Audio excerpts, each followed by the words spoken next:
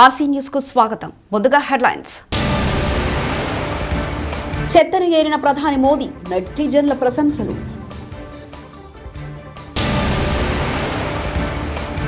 Assembly ఎన్నికల్లో పోటీపై YS Sharmila కీలక ప్రకటన.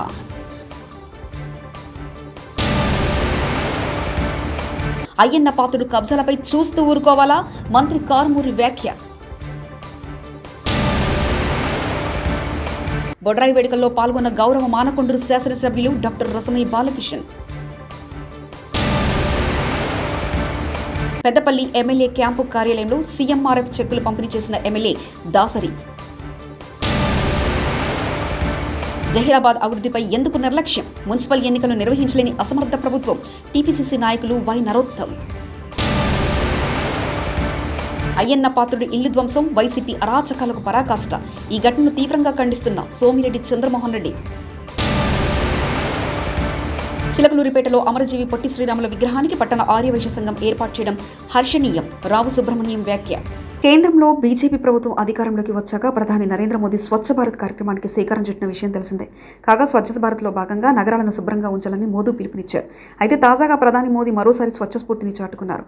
ఆదివారం ఢిల్లీలో నిర్వహించిన ఓ కార్యక్రమంలో ప్రధాని మోదీయే స్వయంగా ఏరివేసి దేశ ప్రజలకు మరోసారి స్వచ్ఛ భారత్ సందేశాన్ని వినిపించారు. కాగా మోదీ ఆదివారం ఢిల్లీలో నిర్మించిన ప్రగతి మైదాన్ సమీకృత ట్రాన్స్పోర్ట్ టన్నెల్ను ప్రారంభించారు. అనంతరం ఈ ప్రాజెక్టులో భాగంగా నిర్మించిన ఐటీపీఓ టన్నెల్ను మోదీ పరిశీలించారు.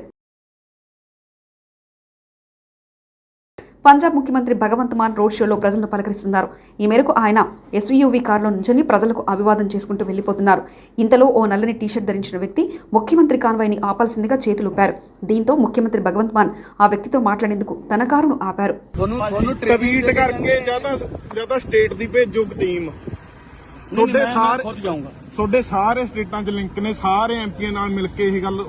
జిల్లాలోని పాలేరు నియోజకవర్గం నుంచి అసెంబ్లీకి పోటీ చేస్తానని వైఎస్ఆర్ తెలంగాణ పార్టీ అధ్యక్షులు వైఎస్ షర్మిల ప్రకటించారు.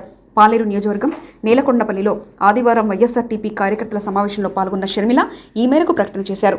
ఈ మేరకు వైఎస్ షర్మిల మాట్లాడుతూ ఇప్పటి నుంచి షర్మిల ఊరు పాలేరు. వైఎస్ఆర్ ఫోటోతో ఖమ్మం జిల్లాలో ఎంతో మంది గెలిచారు. ఇకపై వైఎస్ఆర్ బలం మన సొంతం. ఖమ్మం జిల్లా అంటే వైఎస్ఆర్ జిల్లా. వైఎస్ఆర్ బిడ్డ పాలేరు నుంచి పోటీ చేయాలనే కోరిక ఈ రోజుది కాదు. తెలంగాణ ఏర్పడిన దగ్గర నుంచి పాలేరు నుంచి పోటీ చేయాలనే డిమాండ్ ఉంది. ఈ రోజు నుంచి పాలేరులో పోటీ చేయాలన్నది మీ కోరిక కాదు, నా కోరిక కూడా. వైఎస్ఆర్ సంక్షేమ పాలన పాలేరు నుంచి మొదలు కావాలని వైఎస్ షర్మిల అన్నారు. చేద్దామా? శేఖర్ రెడ్డి గారి సంక్షేమ పాలన అందని గడప లేదు, తాకని గుండె లేదు. రాజశేఖర్ రెడ్డి గారి అభిమానులు ఎక్కడ చూసినా ఉన్నారు. మీరు పాలేరు సైనికులుగా, వైఎస్ఆర్ తెలంగాణ పార్టీ సైనికులుగా, వైఎస్ఆర్ సైనికులుగా అందరినీ ఒక తాటి మీదికి తేవాలి. వైఎస్ఆర్ అభిమానులందరినీ ఒక తాటి మీదికి తేవాలి. కులాలకు, మతాలకు, పార్టీలకు అతీతంగా అందరినీ ఒక్క తాటి మీదికి తేవాలి. రాజశేఖర్ రెడ్డి గారి బిడ్డను ఆశీర్వదించాలని, రాజశేఖర్ రెడ్డి గారి సంక్షేమ పాలన తిరిగి రావాలంటే ఇదొక్కటే మార్గమని వాళ్ళకు. అయ్యన్న పాత్రుడు విషయంలో చట్టం తన పని తాను చేసుకోబోతుందని, చట్టానికి ఎవరు అతిథులు కాదని మంత్రి కారుమూరి నాగేశ్వరరావు అన్నారు. ఈ మేరకు మంత్రి నాగేశ్వరరావు మీడియాతో మాట్లాడుతూ వెన్నుపోటు రాజకీయాలకు కేర్ ఆఫ్ అడ్రస్ చంద్రబాబు. ఆయన పాటలోనే పార్టీ నేతలు నడుస్తున్నారు. మీరు తప్పు చేసి దాన్ని బీసీలపై రుద్దడం ఏంటి? బీసీ నేతలు తప్పు చేస్తే వదిలేయాలా? అయ్యన్న పాత్రుడు కబ్జాలపై చూస్తూ ఊరుకోవాలంటూ టీడీపీ నేతలు, మహిళలు, ఎస్సీల గురించి దారుణమైన వ్యాఖ్యలు చేశారంటూ మాట్లాడారు. పల్లికారుల్ని ఇష్టానుసారంగా మాట్లాడింది చంద్రబాబు నాయుడు కాదా? బీసీలు కాదా? వాళ్ళు బీసీలని కూడా చూడకుండా ఇష్టానుసారంగా మాట్లాడి ఏమాత్రం మీరు బీసీలకు గౌరవించారని చెప్పి నేను అడుగుతా ఉన్నాను. నేను ఇవాళ మీరు ఈ అయ్యన్న పాత్రుడు కబ్జా చేస్తే ఆయన బీసీ కాబట్టి మేము ఆయన్ని చట్టం ఏ పని చేయకూడదు, చట్టం వదిలేయాలి. అదేనా మీది? మీ నాయకుడు ఇవాళ ఎస్సీల్లో ఎవరైనా పుట్టాలా అని కోరుకుంటారా అని అంటారు. అంటే ఎస్సీలు అంటే మీకు అంత చులకన? ఎస్సీల పట్ల మీకు మీ నాయకుడికే చిత్తశుద్ధి లేకపోతే, ప్రేమాభిమానాలు లేకపోతే మీకేముంటాయి? ఇంకా మీకు మహిళల పట్ల మీకేమైనా గౌరవం ఉందా? నోటీసులు ఇవ్వడానికి జేసీబీతో వెళ్తారా? మాజీ ఎమ్మెల్సీ బుద్దా వెంకన్న మీడియా సమావేశం. ఎందుకంటే మీరు గత 3 సంవత్సరాలుగా మీరు 3 సంవత్సరాలుగా మా సహనాన్ని పరీక్షిస్తున్నారు. మా ఓర్పును పరీక్షిస్తున్నారు, మా నాయకత్వాన్ని పరీక్షిస్తున్నారు. కాబట్టి మేము వదిలే ప్రసక్తే లేదు మిమ్మల్ని. కరీంనగర్ జిల్లా మానకొండూరు నియోజకవర్గంలో తిమ్మాపూర్ మండల కేంద్రంలో ఈ రోజు ప్రారంభమైన బొడ్రాయి వేడుకల్లో పాల్గొని ప్రత్యేక పూజలు నిర్వహించిన అనంతరం బేకరీని ప్రారంభించిన గౌరవ రాష్ట్ర సాంస్కృతిక సారథి చైర్మన్ మరియు మానకొండూరు శాసనసభ్యులు డాక్టర్ రసమయ్య బాలకిషన్.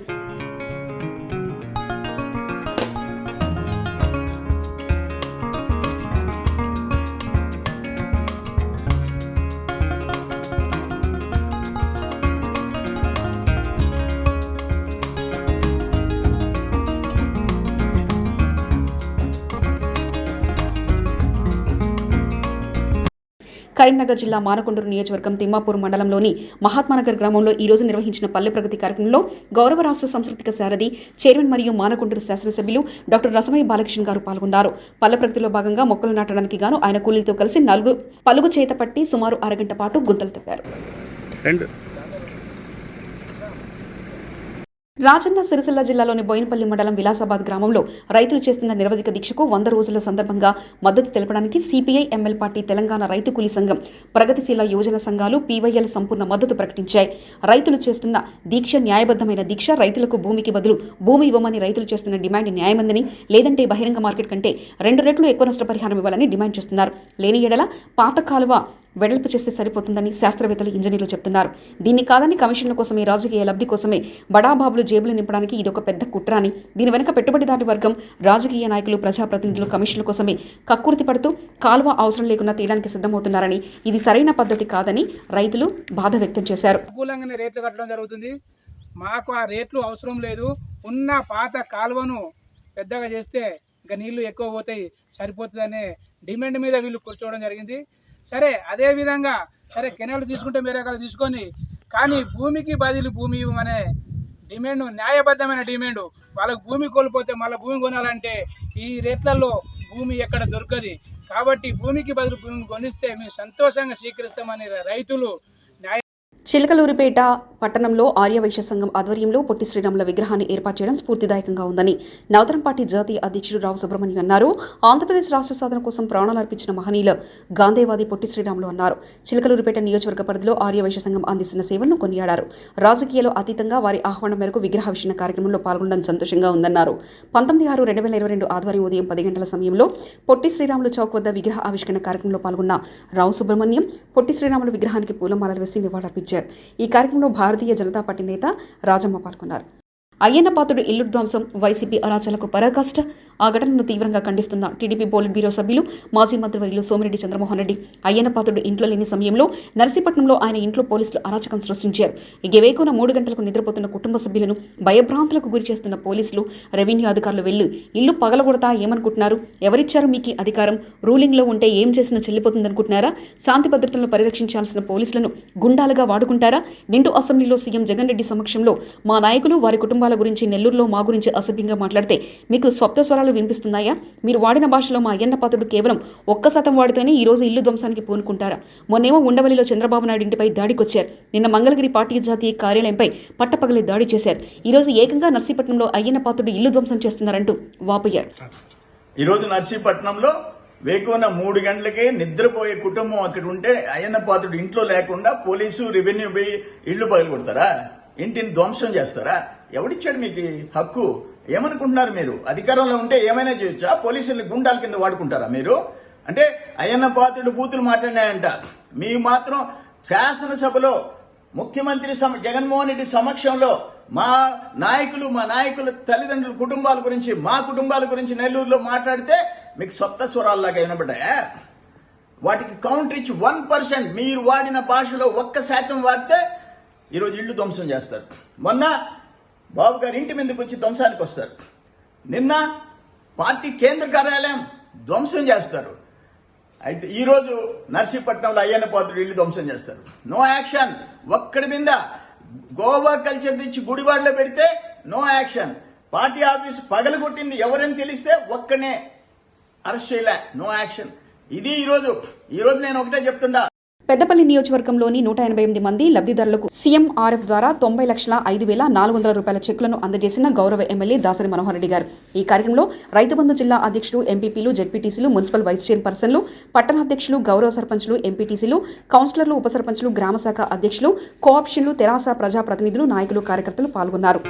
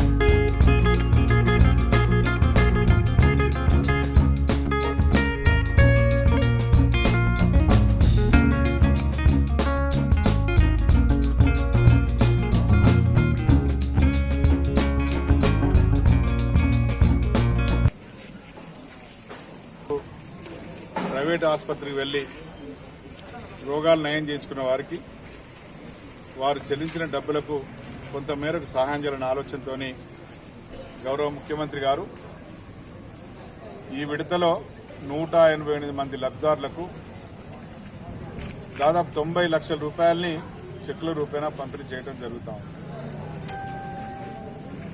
ముఖ్యమంత్రి సహాయ నిధి నుండి ఇంత గొప్పగా మరి ప్రజల ఆరోగ్యం పట్ల శ్రద్ధ వహిస్తూ మరి ఖర్చు పెట్టడం అనేది ఇదివరకు ఎప్పుడు లేదు. గతంలో ఏ ముఖ్యమంత్రి కూడా చేయలేదు, ఏ ప్రభుత్వం కూడా ఈ విధంగా ఆలోచించలేదు. ఇవాళ తెలంగాణ రాష్ట్ర ప్రభుత్వం గౌరవ ముఖ్యమంత్రి జగిత్యాలలో మొన్న కేటీఆర్ పర్యటన సందర్భంగా అడ్డుకునే ప్రయత్నం చేసిన పలువురు చెరుకు రైతులను అరెస్ట్ చేసి రిమాండ్ చేసినందుకు నిరసనగా ధర్నా. జగిత్యాల డీఎస్పీ ప్రకాష్ను నెట్టివేసిన రైతు సంఘం నాయకుడు పన్నాల తిరుపతి రెడ్డి. చెరుకు రైతుల అరెస్టుకు నిరసనగా జగిత్యాల చౌరస్తాలో ధర్నా చేపట్టిన రైతు సంఘం నాయకులు. ఈ క్రమంలో విధుల్లో ఉన్న డీఎస్పీ ప్రకాష్పై దురుసుగా వ్యవహరించి తోసేసిన తిరుపతి రెడ్డి, స్టేషన్కు తరలించిన పోలీసులు మొన్న కేటీఆర్ పర్యటన సందర్భంగా అడ్డుకునే ప్రయత్నం చేసిన పలువురు చెరుకు రైతులను అరెస్ట్ చేసినందుకు నిరసనగా ధర్నా చేపట్టారు రైతు నాయకులు.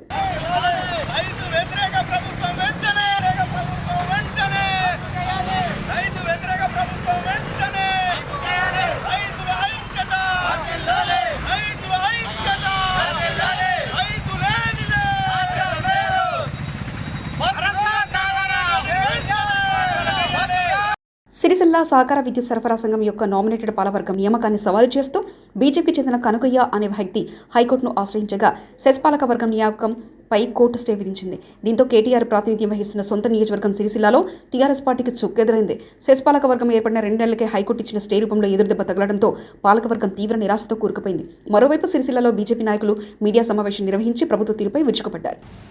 సహకార విద్యుత్ సంస్థకు పాలక మండలిని ఏర్పాటు చేసే ప్రక్రియ చేసింది.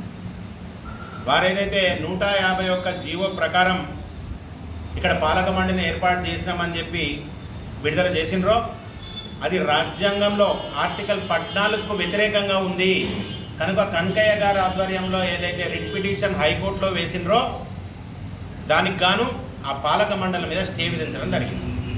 4 రోజులు గడుస్తున్నా కానీ ఇవాళ సహకార విద్యుత్ సంస్థ పాలక మండలి ఆధ్వర్యంలో నడుస్తుందా, మరి పర్సన్ ఇన్ఛార్జ్ పాదైన కలెక్టర్ గారి ఆధ్వర్యంలో నడుస్తుందా తెలుస్తలేదు. మరి దీని గురించి ప్రజలకు విన్నవించాల్సిన అవసరం ప్రతిపక్ష పార్టీగా మాకు ఉంది కనుక ఈరోజు పాత్రికేయ మిత్రుల సమావేశం ఏర్పాటు చేయడం జరిగింది. ఏదైతే పాలక మండలి ఉన్నదో దాని మీద స్టే కొనసాగింపు సాగుతుంది, మళ్ళీ ఫర్దర్ ఆర్డర్ వచ్చే వరకు స్టే ఉంటుంది. మరి దీన్ని ప్రజలకు తెలియజేయాలి. తెలంగాణ రాష్ట్ర సమితి ప్రభుత్వం అడ్డదారిలో ప్రజాక్షేత్రంలో విశ్వాసం కోల్పోయి అడ్డదారిలో ఇవన్నీ పాలక మండలిని ఏర్పాటు చేస్తున్నారు. మరి ఆ గౌరవ మంత్రివర్లకే తెలవాలి, బలహీన వర్గాల ప్రతినిధులకు ఇది ఇచ్చి ఇయ్యనట్ట గుంజుకున్నట్ట. ఎట్లాగూ దీని సమయం అయిపోయింది. ఇదివరకే ఎక్స్టెన్షన్ వేస్తేనే కోర్టు ధిక్కరించింది, ఎలక్షన్ పోతామని సెస్ రాసిచ్చింది. అయినా కానీ ఏదో నామమాత్రంగా పాలక మండలిని వేసి వాళ్ళ కార్యకర్తలు కూడా గుర్తుపెట్టుకోవాలి. మిమ్మల్ని సంతోషపరిచే ప్రక్రియ చేసిండు మంత్రి గారికి అంతే చేసి ఈ రకమైన నిర్ణయాలు తీసుకొని ఇవాళ ప్రజాస్వామ్యబద్ధంగా హైకోర్టులో ఇళ్ళకల పడ్డ విషయం ప్రజలకు తెలియజేస్తున్నాం. ఈరోజు గాలి మోటార్లు ఎక్కుకుంటా గాలి తిరుక్కుంటా కేసీఆర్ మార్కు పాలన లేదు అని నిన్న మొన్న మాట్లాడుతుండే కన్నాం. మరి ఇదేనా కేసీఆర్ మార్కు పాలన? కరీంనగర్ జిల్లా డిఫెన్స్ అకాడమీలో పోలీసుల అవగాహన క్లాసెస్. దుశ్చర్యలకు పాల్పడి భవిష్యత్తు నాశనం చేసుకోవద్దు, చట్ట వ్యతిరేక కార్యక్రమాలకు పాల్పడితే చర్యలు తప్పవంటూ కరీంనగర్ సిపి సత్యనారాయణ వెల్లడించారు. కరీంనగర్లోని ఇన్స్టిట్యూట్లపై వార్తలు వస్తున్నాయి, విచారిస్తున్నాం. సాంకేతిక పరిజ్ఞానంతో ఆందోళనలో పాల్గొన్న వారిని పట్టుకుంటాం. మరోవైపు సికింద్రాబాద్ ఘటన నేపథ్యంలో డిఫెన్స్ అకాడమీలపై ఆరా తీస్తున్న ఇంటెలిజెన్స్ వర్గాలు.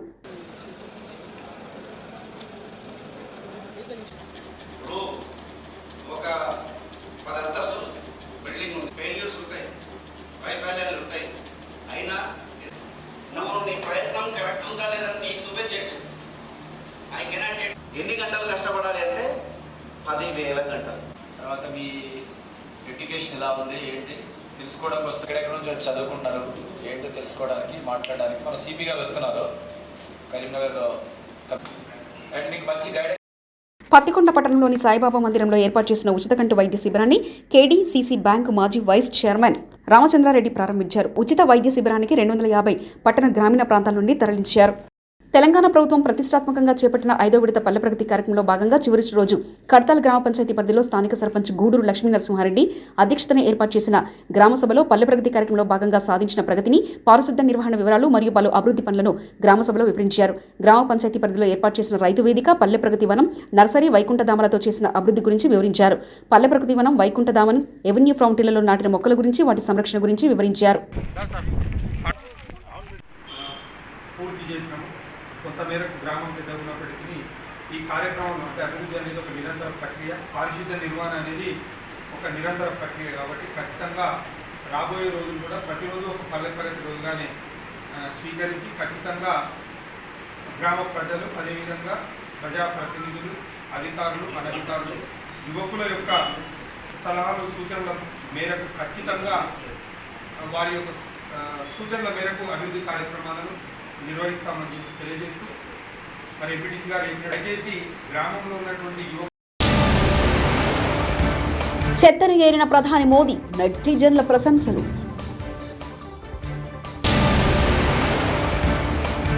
అసెంబ్లీ ఎన్నికల్లో పోటీపై వైఎస్ షర్మిల కీలక ప్రకటన.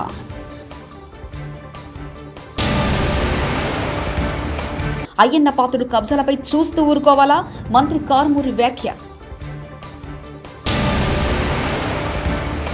బొడ్రాయి వేడుకల్లో పాల్గొన్న గౌరవ మానకొండూరు శాసనసభ్యులు doctor Rasamayya Balakishan. Peddapalli MLA camp కార్యాలయంలో సీఎంఆర్ఎఫ్ చెక్కులు పంపిణీ చేసిన ఎమ్మెల్యే దాసరి. జహీరాబాద్ అభివృద్ధిపై ఎందుకు నిర్లక్ష్యం? మున్సిపల్ ఎన్నికలు నిర్వహించలేని అసమర్థ ప్రభుత్వం. టీపీసీసీ నాయకులు వై నరోత్తం. అయ్యన్న పాత్రుడి ఇల్లు ధ్వంసం, వైసీపీ అరాచకాలకు పరాకాష్ట. ఈ ఘటనను తీవ్రంగా ఖండిస్తున్న సోమిరెడ్డి చంద్రమోహన్ రెడ్డి. చిలకలూరిపేటలో అమరజీవి పొట్టి శ్రీరాముల విగ్రహానికి పట్టణ ఆర్యవైశ్య సంఘం ఏర్పాటు చేయడం హర్షణీయం. రావు సుబ్రహ్మణ్యం వ్యాఖ్య. ఇవి బులెటిన్ విశేషాలు. చూస్తూనే ఉండండి ఆర్సీ న్యూస్.